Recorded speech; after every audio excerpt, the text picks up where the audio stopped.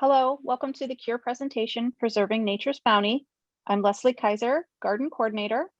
Our presenter this afternoon is Linda Curley. Linda is a Health and Human Sciences Educator for Purdue University Extension. She holds a master's degree from Purdue University. Linda serves on the statewide Purdue Extension Mastering Home Food Preparation team. She is a certified ServSafe instructor, proctor, teaching food safety principles to food service workers or anyone providing prepared foods for the general public. In her educator position, the Health and Human Sciences program area provides community education focused on food, family, finance, and wellness. Linda, we're excited to have you. All right, so the topic today is preserving nature's bounty. We are going to be talking about a couple of different home food preservation methods. And as we move through the presentation, I will introduce those methods, but then we will, in fact, go into them a little bit deeper as we move through. So the objectives for today is certainly we're going to be discussing safe home food preservation practices. You might be very surprised by some of the things I say to you today, but methods have changed over the years because science has really come into play here. So the National Center for Home Food Preservation, as well as the University of Georgia, does lots of testing on home food preservation practices. And we'll talk a little bit about some things that have changed over the years that you might not be familiar with. We'll also review reputable preservation resources. Then we'll examine those various home food preservation methods that are most popular these days. So you can go ahead and advance. In advance again, these will be our reputable resources that, again, Amanda will be sending forward, but I want to talk a little bit about them. So the USDA has a complete guide for home food preservation. It is actually a free download. You can download the publication, but it's huge. So what I would encourage you to do is take a look at the download and then see what it is that you're trying to preserve and perhaps print just that page or keep that on your iPad on the countertop or wherever it is that you're needing to look at this resource. But it is the ultimate resource for us because of all the testing that is done. You'll notice the UGA is within the link underneath that.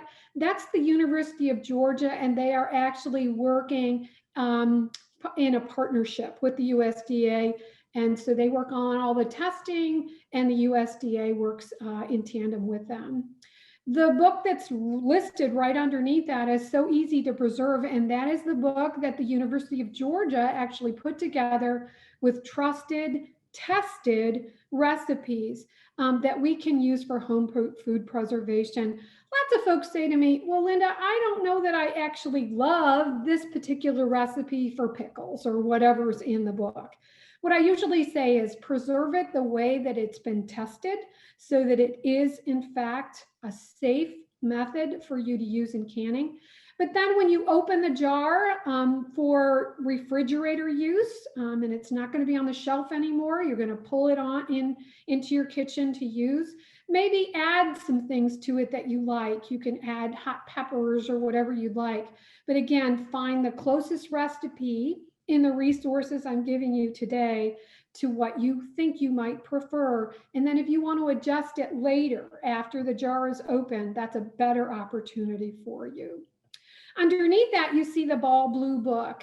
And you'll notice too, in parentheses, it says 2015 until present. And so Ball has been purchased by Newell Brands, and it is actually under the heading of fresh preserving these days. So Ball actually does jars and lids and all kinds of home food preservation equipment, supplies, recipes, and so forth. But it's best for you to look at the books from about 2015 on because of the fact that true testing was happening at that time. You can advance.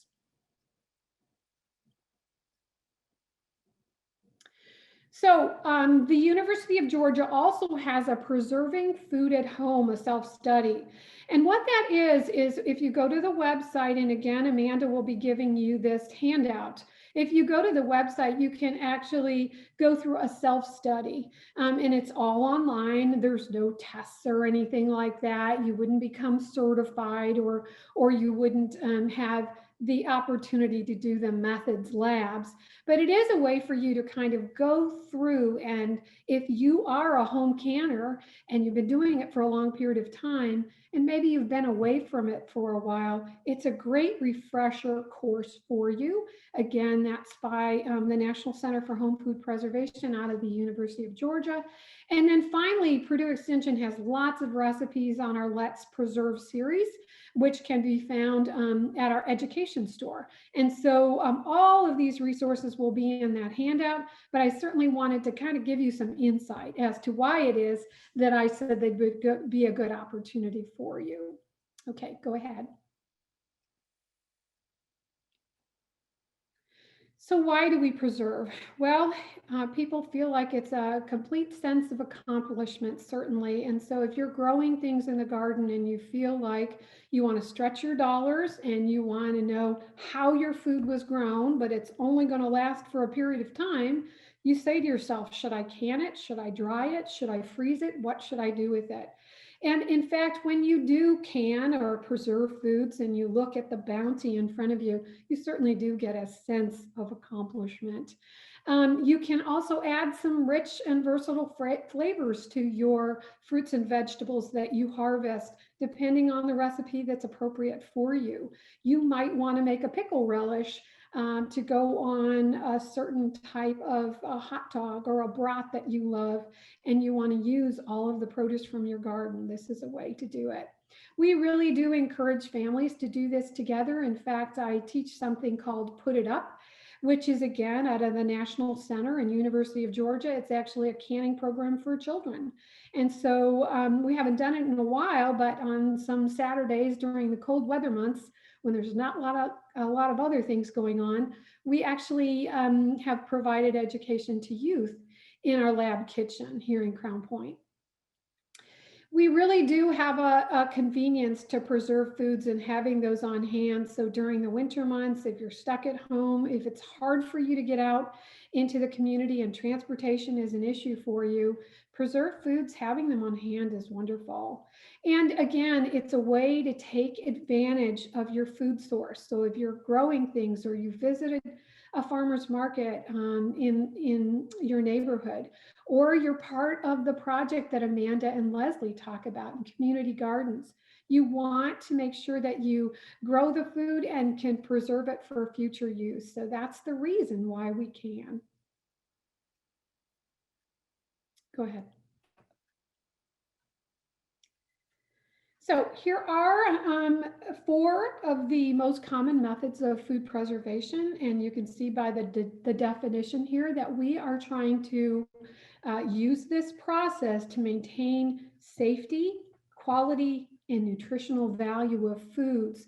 And how you preserve foods depends on the nutritional value that still exists in foods. So we'll talk about that a little bit as well. And also we encourage you to kind of understand how much food you would need to preserve in order to get you through perhaps the late fall, winter months, springtime before another harvest comes. So it's a poor idea really to just preserve so much that you can't consume it.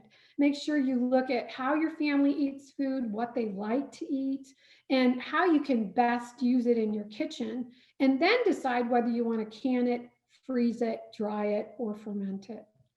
Go ahead. So in selecting produce, remember that we want to select fruits and vegetables that are firm, ripe, and unblemished. Now, the reason is that if we use a lot of fruits and vegetables that have gone well beyond their ripeness and perhaps they're blemished, we invite microorganisms to come to the party.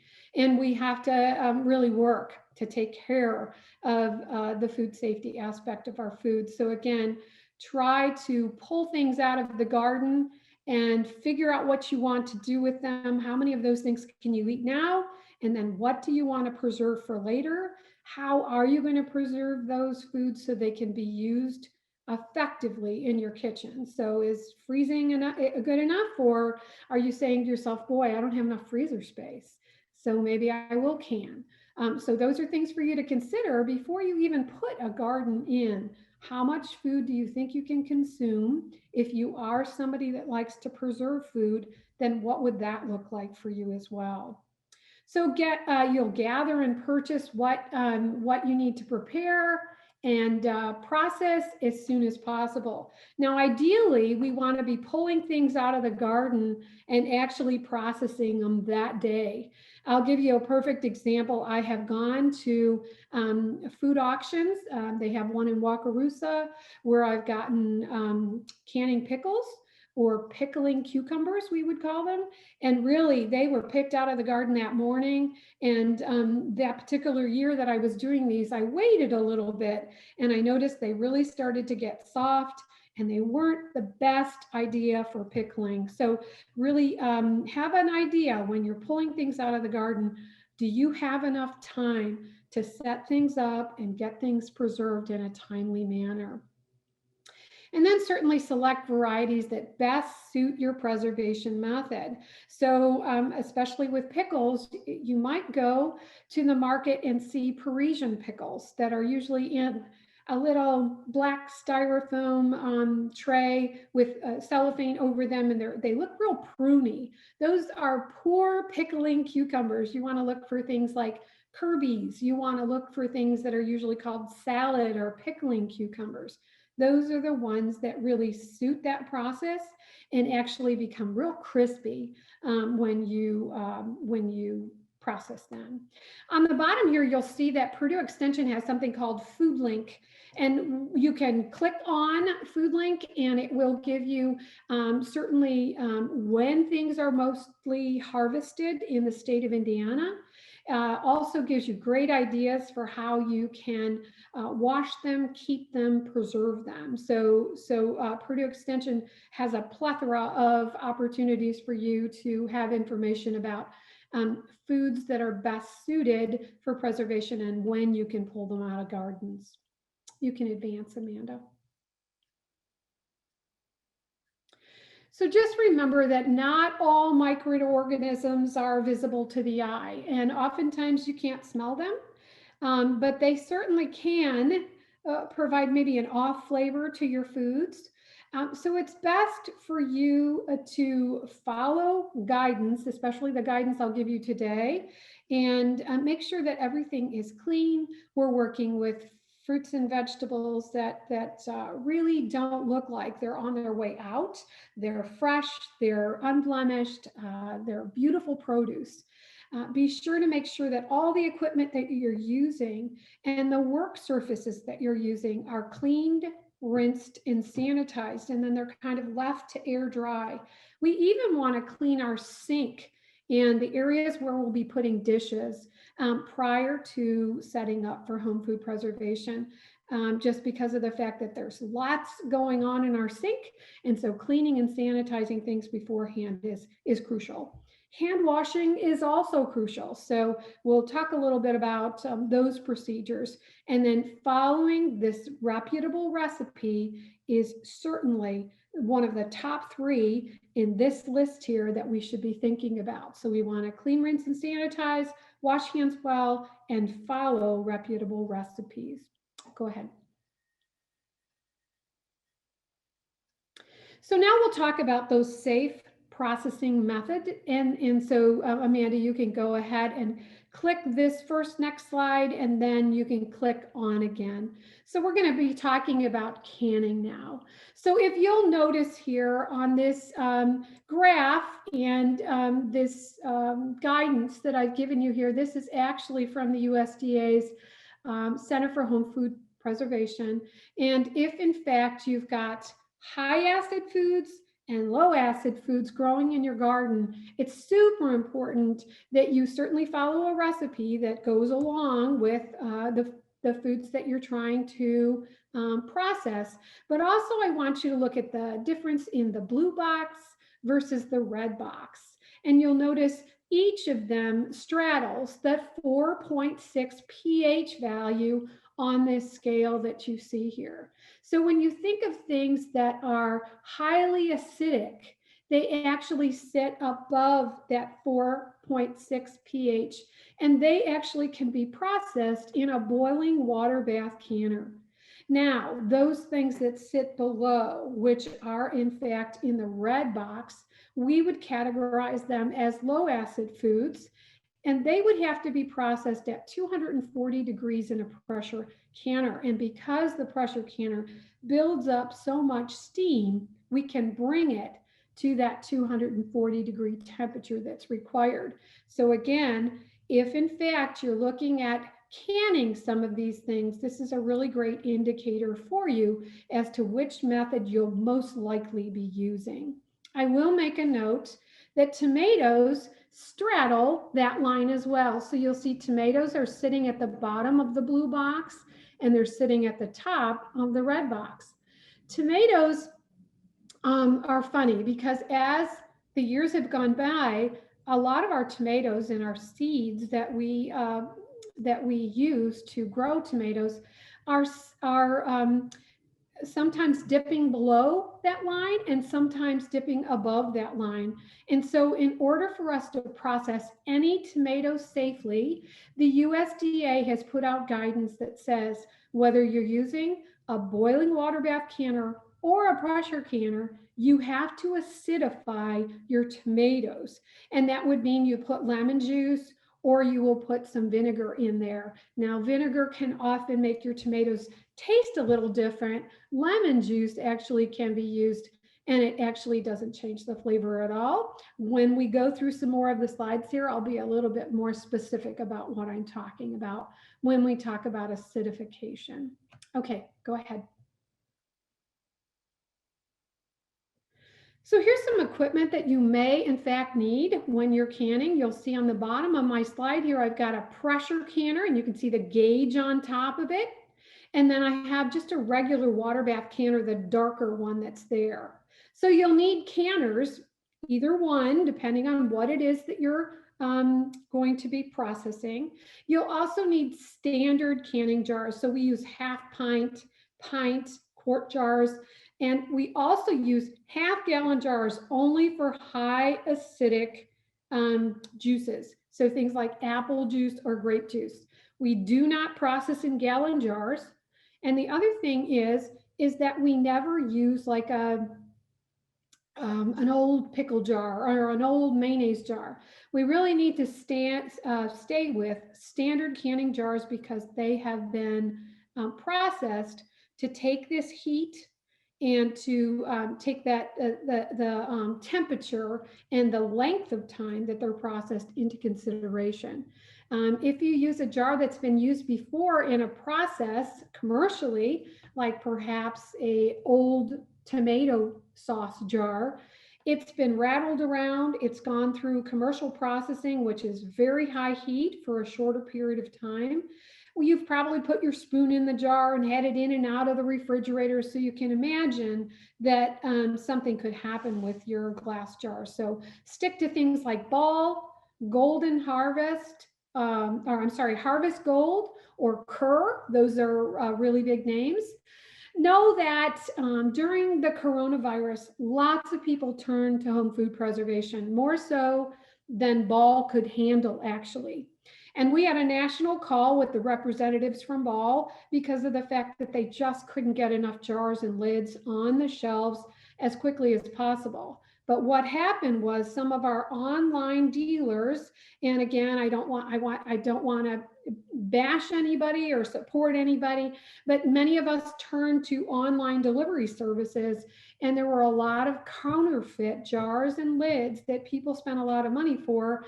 And then they called our office upset because of the fact that some manufacturers were putting names that were not their own name. They were a trademark name on less than perfect products. So make sure you're buying things from a reputable source as well. So when you go to the store and you see, again, Ball, Kerr, or Harvest Gold, those are the canning companies that are most often recognized. There are a lot of knockoffs on the shelves right now that are meant for you to put on the countertop as something very pretty. They are not meant for canning. In the United States, we use two-piece canning lids. So again, when you go to our stores in the United States, you'll see that there's a lid and a ring. And those are things that we are looking for. There is, in some of our local stores, there is a manufacturer named Kilner, and they are actually producing a one-piece lid, and we do not use that in the United States in home food preservation. You'll also want to think about, down at the bottom of the screen, you'll see those 2 or 3 blue tools. One of them is a little bit lighter blue, and that's actually a bubble release or bubble remover. And on one side, you can stick that plastic piece into a jar safely instead of using a metal knife or something that could actually crack your jar. And on the other side, they've conveniently put a headspace tool so that you can measure what your headspace is. We are going to talk about headspace in a future slide, so I won't say much about that, but I can't tell you how important headspace is. There's also a funnel there and a jar lifter. The funnel is there to make sure you're getting your food inside the jar instead of all over and on the rim. And then finally, that jar lifter is a tool that you would put jars in and out of the hot water bath in order to save your fingers safely. Okay, go ahead, Amanda. All right, so I can't say enough about this idea of cleaning, rinsing, and sanitizing all of your surfaces. When you carefully wash your hands, it means that you're scrubbing them with soap and warm water, and you're doing this for about a 10 to 15 minute period. Make sure you get your wrists and your arms, and especially underneath your fingernails. If you have pets in your kitchen, you should remove them. And if pets have been on your counters after you've cleaned, rinsed, and sanitized, do it again. And again, make sure you're keeping pets out of the kitchen during this process. You can go ahead. So other supplies that you might need, and you'll notice here that I have jarred and packaged items, and we'll talk about why that is incredibly important. So number one, we have pectins, and you've probably seen these before. This here is the Sure-Gel brand. One thing I want you to be concerned about is the expiration date on these. Sometimes manufacturers or grocery stores, not manufacturers, but grocery stores will hold over from year to year the pectin that they've had on their shelves. And sometimes I have seen the expiration date to be well beyond what is the current date of the day. Also check your own cabinets, because if you didn't use it from year to year, the strength of that pectin can be weakened. It might have gotten damp. It might have been in an unfavorable condition. And so again, check that. And so what we use pectin for is, in fact, to work with the sugar in the water to gel for us. Now, some fruits and vegetables have natural pectin to the point where you really wouldn't even need to purchase pectin. Those are things like apples, grapes, and strawberries. There are recipes for all of these. So those of you that are trying to stay as natural as you possibly can without putting any more items into your foods other than, or I should say your jams and jellies, other than perhaps the fruit and the sugar, which in most cases there's quite a bit of sugar. This is a route for you. Ascorbic acid is usually used to acidify or to help so that your fruit, if you're canning things like perhaps apples, apple slices, peach slices, you might put this on there in order for the browning effect to be lessened. But I will say, after lengthy periods of time, oftentimes your color change just automatically happens. You'll notice canning salt is here too. And so in our home food preservation methods, especially in canning, we only use canning salt. And the reason for that is our regular table salts have iodine, and they also have an anti-caking ingredient in them. And what happens there is, if you use a table salt, it can often cloud the canning water in your jar, and it can also change the color of the produce in the jar. Oftentimes something that's green will have kind of an orange tinge to it. Now in canning, we say when in doubt, throw it out. So if you see cloudy water and you see discoloration of your vegetables, if you called my office and said, this is happening in my jar, I would say to you, we would ask you to discard that, right? So why not start with the best and most trusted ingredients so that this doesn't have to be a guessing game for you. And pickling and canning salt is found on lots of shelves, even year-round in the section of your grocery store that just has general seasonings. You'll see here that bottled lemon juice again. So bottled lemon juice is the preferred and approved method for acidifying your canning products. And the reason why we would ask that you use bottled lemon juice versus a whole lemon that you've cut in half and squeezed is because we're looking for a 5% acidity. And we know that in this bottled lemon juice, as well as the vinegar that's listed here, we know that they are processed to reach 5% acidity. In fact, you'll see it on the outside of the containers. So we don't recommend real lemon juice. And we also don't recommend you using any homemade vinegars. Make sure when you purchase both of these items, they have listed on the side that it is in fact 5% acidity. Okay, you can move on, Amanda. Okay, so first and foremost, when we're preparing the food prior to processing, we want to wash and remove all soil and microorganisms. You can use a light brush, wash them in cool water. Any of the products that are on the market that tell you that they're, good for washing fruit, there's no need for that. Just use cool water and lightly scrub your vegetables and fruit when you pull it out of your garden. Or you can pop it into a colander and let the water run over it if it's a delicate fruit. For things like vegetables, we'll usually blanch or cook them to remove the skins. This isn't necessarily something that we do for everything, but if we're going to be canning peaches, or in fact, we're going to do any kind of a vegetable, they're usually blanched prior to canning. You'll also cut your produce to size. And what I mean by that is you will cut it in accordance with the approved recipe or the reputable recipe. And so if the recipe says leave whole, if the recipe says dice, or the recipe says halve, you will in fact follow that recipe to the T. And I'll tell you why. Purdue has done a lot of the testing along with every other extension university across the nation in reference to where cold and hot spots are within our jars after we process them. And so if something is mostly liquid, or if something is mostly solid, or if something is mostly or is an even distribution of solid versus liquid, the cold spot or the hot spot within that jar sits at a different level. Sometimes it's in the center, sometimes it's close to the bottom, and that circulation around the jar is super important, that we get to the center of the jar, making sure that all of the product within the jar is heated to the correct temperature. So 212 in our water bath canning and 240 in our pressure canning. And so follow that recipe, because the processing time is coordinated, or it is calculated based on what the recipe is. You may even need to pre-treat your fruits. Now, this is not a safety issue for pre-treating fruits.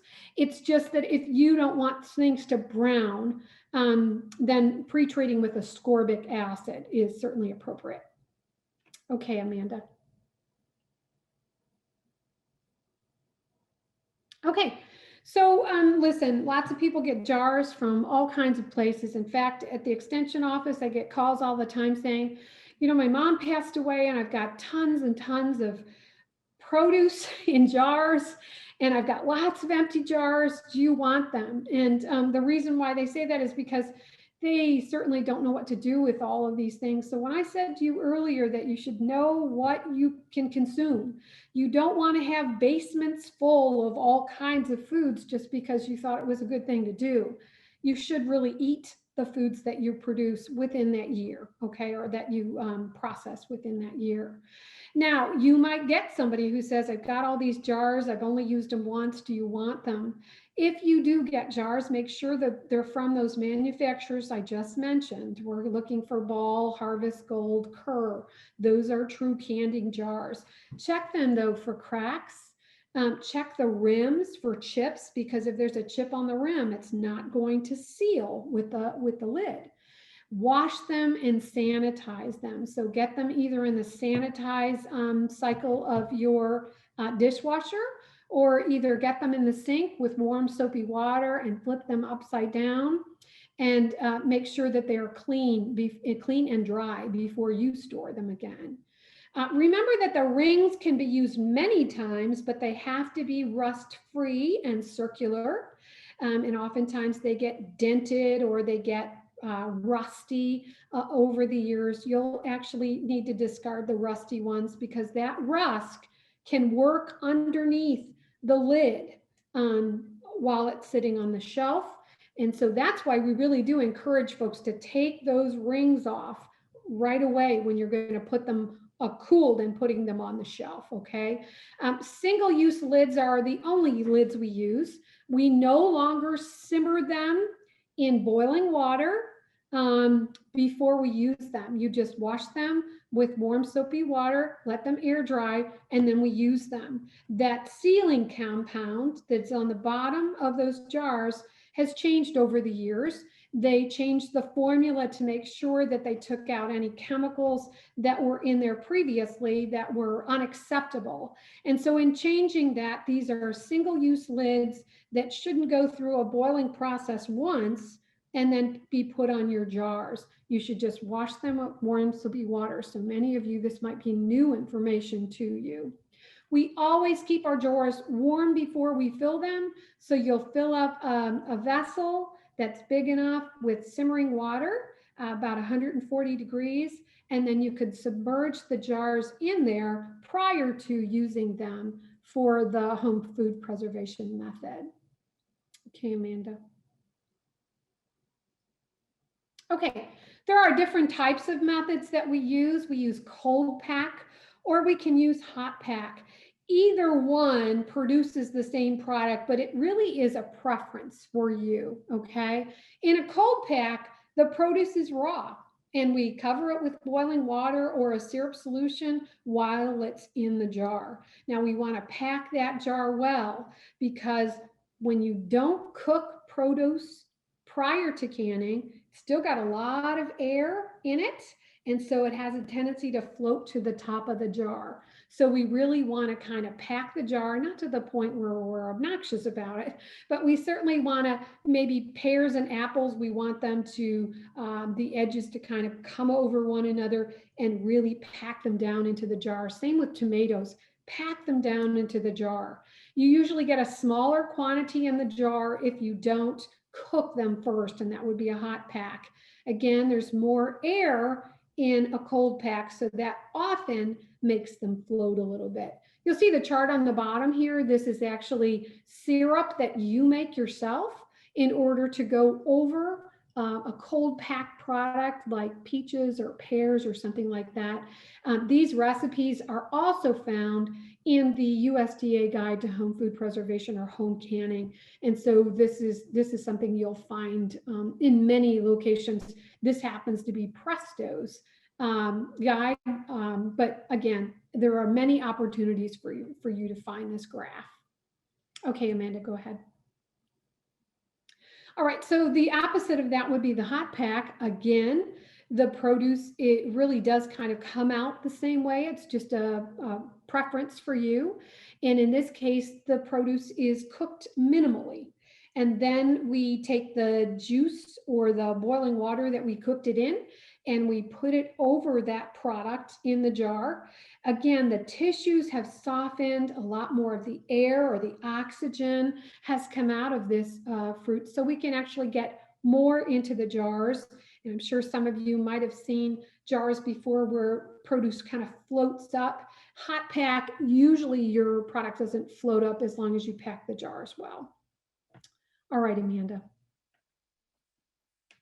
So here is another a guide for us. And again, this one happens to come from Ohio's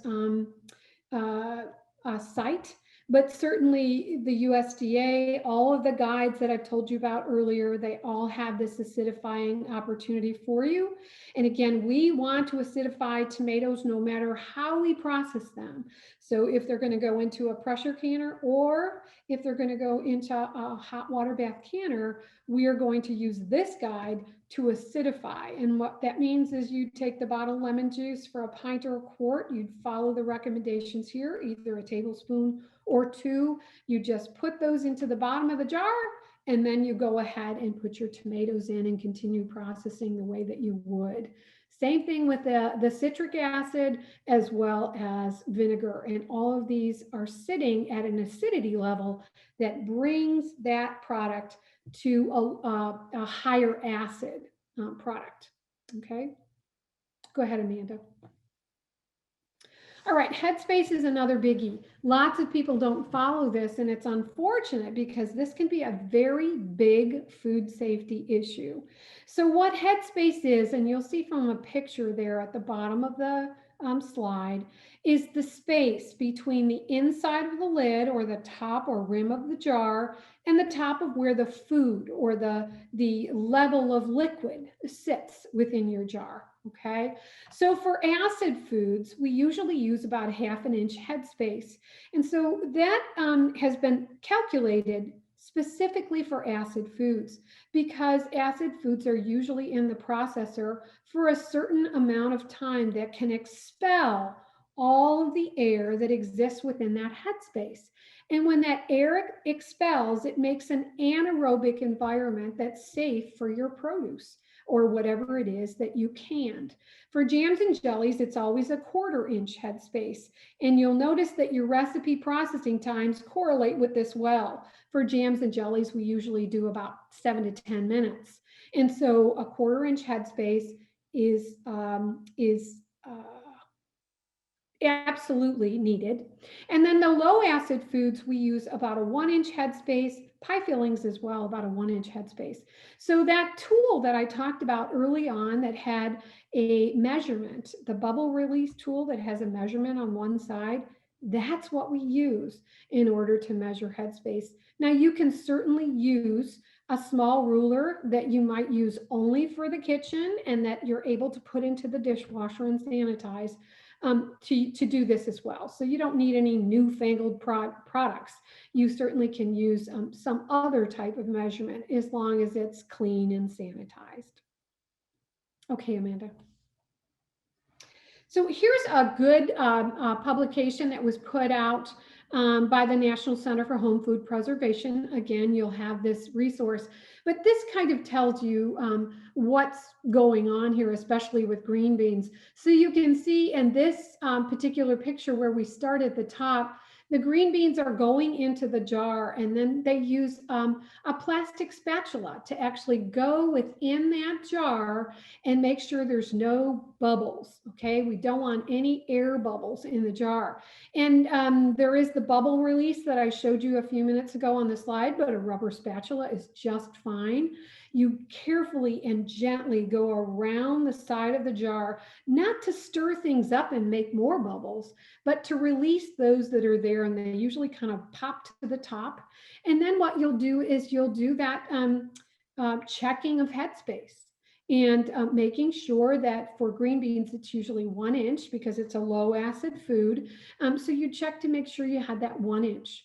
You'll see then that they're wiping the rim with a clean, you can use a paper towel. And then finally you put the lid and the ring on top. We tighten just to fingertip tight because the reason for the 2 bands is so that air can escape during the processing time. When we pull these jars out of the canner, we do not tighten the band again. We just want this to continue to release air on its own. And if you tighten that up when it comes out of the canner, you can't release the air to make it an anaerobic environment. Okay, go ahead, Amanda. Okay, so number one, we're going to follow that reputable recipe, all of the directions to the T. If we are using a water bath canner, we would fill the canner so that when we submerge all the jars in the canner, there's about 1 inch of water, 1 to 2 inches above the jars, okay? But in a pressure canner, we actually only put a little bit of water in the bottom, about 3 inches, so that when we submerge the jars into the canner, it comes up maybe only halfway, because steam is what's doing the work of this. That's an all-American pressure canner that you see on the slide here. It's a workhorse in the kitchen. You'll follow the time required. You'll follow the amount of venting that's needed prior to even starting your timer. So if you put some jars into a canner and you close the canner, you don't just start counting your time. You wait for a water bath canner to become into a rolling boil. And with the pressure canner, you have to vent it for quite some time before you know that the steam has built up in that canner in order to bring you to a 240-degree environment. Cooling is super important too. So when you pull the jars out of the canner, you don't tilt them sideways to get the water off the top, because some of the product could go up under the lid prior to sealing. And you also don't take a towel and start pushing down to get the water off the top of the jars, because of the fact that you can make an artificial seal. You want this to seal on its own. So it actually sits and cools for 12 hours. You'll check your seals. If in fact everything has sealed, you'll take the rim off and you can put it on your shelves, clean your jars with a little bit of vinegar water, and you can clean them up well and store them on the shelf. If something has not sealed, it needs to go into the refrigerator and be eaten within 7 days. Okay, go ahead, Amanda. All right, so that sealing that you're looking for is that pinging sound. And any of you that are on the call right now that like to can, that's a pleasurable sound when you start hearing all of the pinging.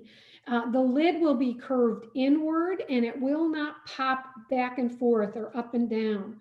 Okay, again, that clear ringing sound is there when you tap it. It's almost like just a dull metal sound, right? So that's what you're looking for. Again, you're not trying to do this artificially. So you're going to wait some time, and the recommended amount is 12 hours. And then you can prepare to put them on the shelf by cleaning them off, taking the ring off, and then putting them on the shelf. You might ask, why do I take the ring off? Because the ring can hold down a seal artificially. And if you take the ring off, that means that that seal is holding that jar closed. And if you see that the seal pops, you will know that it really wasn't, it never was sealed properly. So that's the reason why the rings come off. Okay, go ahead. All right, for storage, again, remove the rings, wipe the jars clean, and label them. So put the date, what it is, and the reason why you put the date is really so that you know how long it's been sitting on that shelf, and you'll put it in a cool, dry place. Again, take inventory. If you start canning again and you have lots of products still on the shelf from the previous year, you can too much. And so you have to kind of look at what you have left and say, oh boy, well, I canned 100 jars last year. This year, I'm going to knock it down to 75 or 50 because I have way too much left over. So this is a process that we'd like you to take, because you really should use the product within a year. Lots of people ask me if it's safe to eat it past a year, and it certainly is if it's been kept and stored well and there is no sign that there's any kind of microbial growth. But the quality of the food will start to deteriorate after that 1 year mark. All right, so let's move on to freezing. And so freezing might be the method that you choose, certainly to preserve foods. I love to freeze, but I do have a full freestanding freezer. Many of us don't. So again, when you choose a process that you'd like to preserve food, take a look at what you have available to store foods. This is the most expensive way for you to store foods because you need electricity in that freezer as time goes on. So there's certainly less time involved in freezing. We do blanch vegetables before we freeze them. This preserves the color and the nutrients, and it certainly slows down the enzyme activity, which is really important for us. So just remember, when foods are in the freezer, it slows down microbial growth, but it doesn't halt it and it doesn't kill it entirely. All right, Amanda. So some of the blanching equipment that we might use would be like a colander. We'll use a pan with a colander in it, or something with a steamer basket in it. When we in fact freeze, we want to use freezer containers or freezer bags. And you'll notice the pictures that I have here are all approved to use in the freezer. So Ball has freezer jars.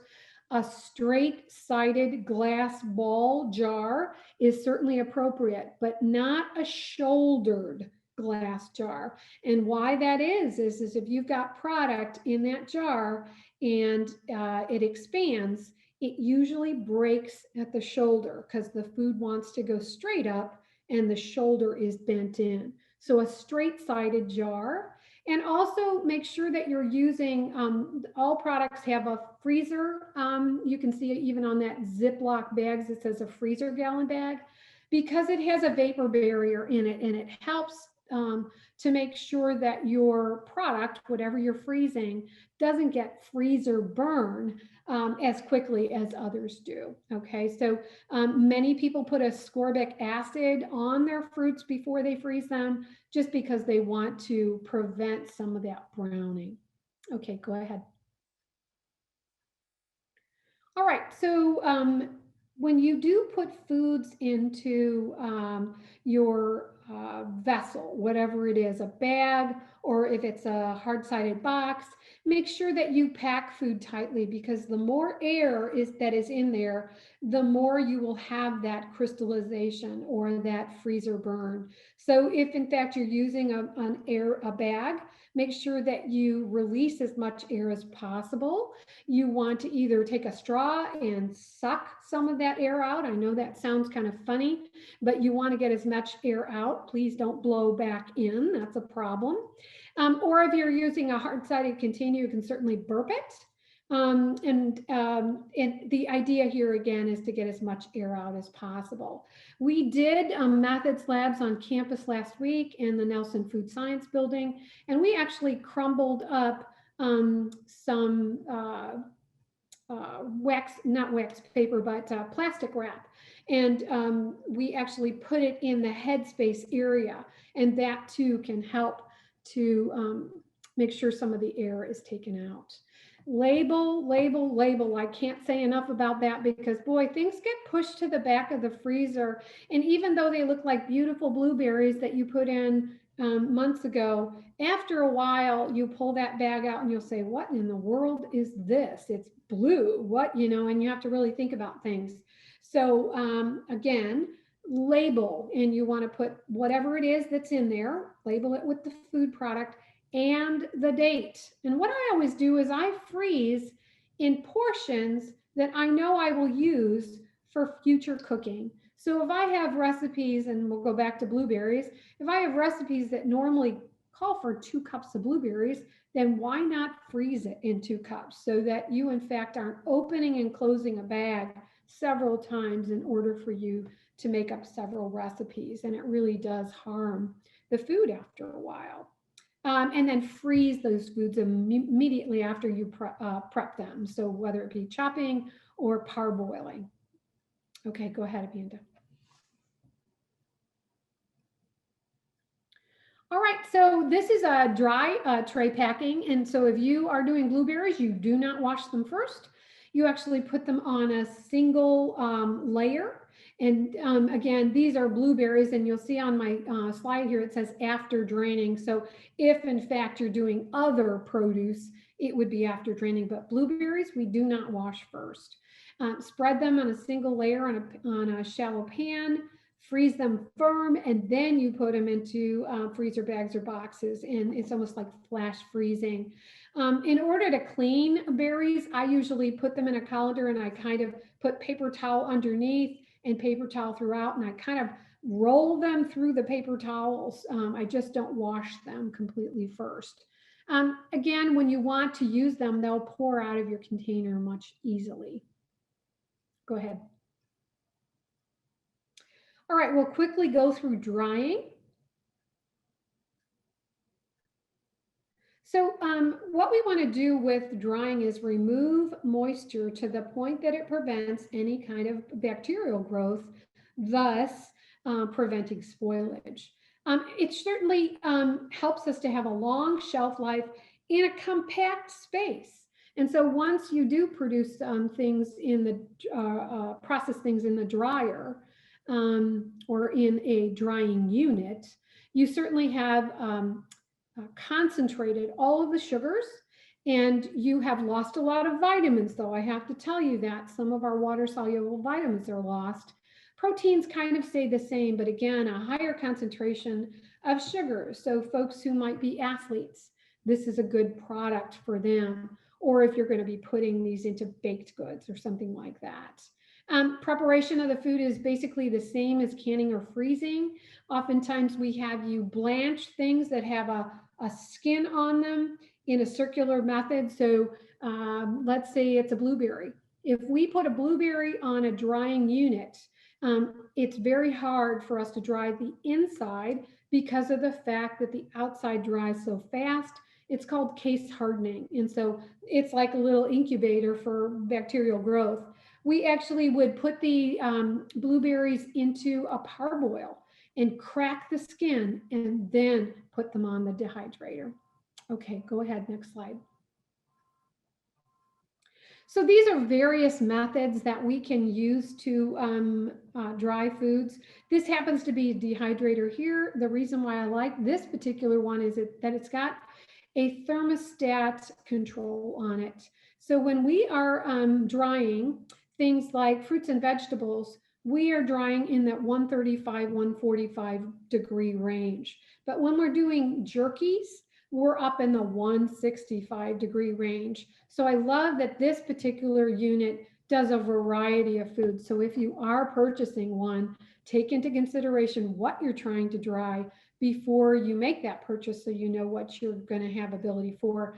This actually expands as well, so you can put lots more trays on it if you wanted to. You can also dehydrate in the microwave, especially herbs. It's a great way to do herbs so quickly. And boy, my dried herbs on my shelf, they just really smell like dried whatever it is that I've dried, so much more so than store-bought, just because of the fact that they really do still hold that aroma while being safe to consume. You can do, room drying, solar drying, and sun drying. It's just that in the state of Indiana, we don't have enough days without high humidity temperatures and high temperatures in general that the drying method is appropriate without a vessel like the one you see here. So outside and solar drying, even room drying in a garage perhaps that lots of people do, or in a breezeway, the humidity levels in Indiana certainly don't help this method at all. In fact, it's very difficult to do this. Okay, you can move on. So here's the reason why. So for fruits, we are trying to dry them to about 20% of their original moisture. So when that happens, the fruit is still pliable, but it's got about 20% of its original moisture. And in fact, because there's so many sugars already in the product, 20% makes it safe. And it really does reduce to safe levels microbial growth. For dried vegetables, however, we need to get down to 10% of their original moisture. And when you tap a completely dried vegetable on a tabletop or a countertop, you can actually hear it. It's hard, it's brittle, very different than the leather-like pliable fruits. You can also do fruit leather and fruit jerky in the processors, the drying processor, and they too will be a little bit pliable as they come out. So you can see in Indiana, if we have humidity rates around 67, 65% outside, it's very hard for you to get moisture out of your fruits and vegetables. Okay, you can go ahead. All right, so here are some myths that I want to make sure that you are not doing in your homes. We do not do open kettle methods of canning. We also don't oven can. Lots of people come to the fair when I'm judging or whether I'm doing home food preservation demonstrations, and they tell me all about the ways that they're canning, and I cringe. Lots of people say, oh, I do it in my dishwasher. Oh my goodness, okay? I want you to remember that we're following reputable recipes, and no reputable recipe will tell you to use these methods that I've got listed on the screen here. Paraffin on tops of jams and jellies were once appropriate. They no longer are, just because we have found through science and research that bugs like to burrow down through the paraffin and then find their way to the bottom of the jar. And so you don't know about that because they're so tiny that they actually can produce spores inside your food. So no paraffin. And then finally, I don't care how many television commercials you see that say you can use a pressure cooker for canning, you cannot. There are no approved pressure cookers for canning on the market at this point. You need to use a pressure canner. Okay, you can go ahead, Amanda. So I'm going to close here by saying, for tips for you to successfully can or to preserve your items is, number one, use that reputable recipe. Follow the times exactly. Measure accurately. So if they ask you for the measurement of a dry ingredient, make sure you're using measuring cups for dry ingredients. If they're looking for a liquid to be measured out, make sure you're looking at and using a liquid measuring cup. There's a difference there. Never ever double recipes. So you might say to yourself, oh, this is a jam, we really love it, so I'm going to put it in a quart-sized jar and I'm just going to process it the way I feel it would be safe. No, that's a no-no. You can never go up in a jar size. You can go down, but you can never go up in a jar size. Use large enough pans. Again, you want to make sure that you have your water bath canner that can allow you to put all your jars in and still have a water level that's an inch above those jars. And then finally, allow adequate time to can, because if you're a pressure canner and you're doing it at nighttime, late into the evening, lots of folks have decided to leave their canner after it's finished processing on the stovetop. They go to bed, they get up in the morning, and then they can't open that canner because of the fact that too much pressure has built up inside. Others decide, I'm going to put it into a cold sink and perhaps it will cool quicker. Well, the problem here is that it will warp your canner and it will crack all the jars because of that shock. So be very careful and allow that time for yourself. Amanda, I have a few more slides and then we'll take a question. So go ahead and move forward.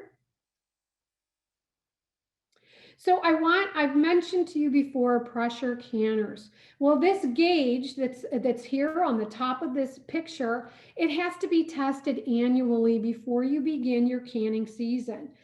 Purdue Extension all across the state of Indiana provides this service where you will bring in your canner. We usually only want to see your canner lid, but if you choose to bring the whole canner in, that's fine. We actually test your gauge for plus or minus 1 pound. If it's beyond 1 pound, we tell you you need to get a new gauge. This is super important for food safety. We also check your gaskets and all of the silicone that's put on the lid. So if in fact you're interested in that, we are located in Crown Point, and we can certainly do that for you. The turnaround time is usually a day, but give it a week, I would say. All right, Amanda, you can go again. And then I want you to think about the fact that we offer every year a 3-day lab and lecture.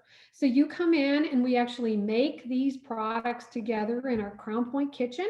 We're going to be offering it from October 19th to 26th and the 3rd. Those are 3 full days where we have a lecture along with all of you that attend, that you get your aprons on and you're chopping and cutting and canning, and you actually get to bring home product with you.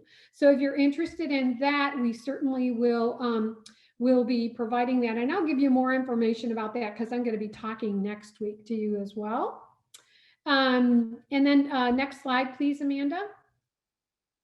If you do have any questions, here is the contact information. My email address is lcurley@purdue.edu if you do have any questions. After this is over, if you would go ahead and take, I think it's just a 4-question survey, to tell you the truth. Just a 4-question survey, but we love to get your feedback to see if this was beneficial to you. I'm sure there was a lot of information here. So honestly, if you'd like to, contact the Extension office in Ground Point, and boy, we field lots of questions. So when in doubt, give us a call because we'd really like to help you out before things get messy. Thanks so much, everybody. Have a great day.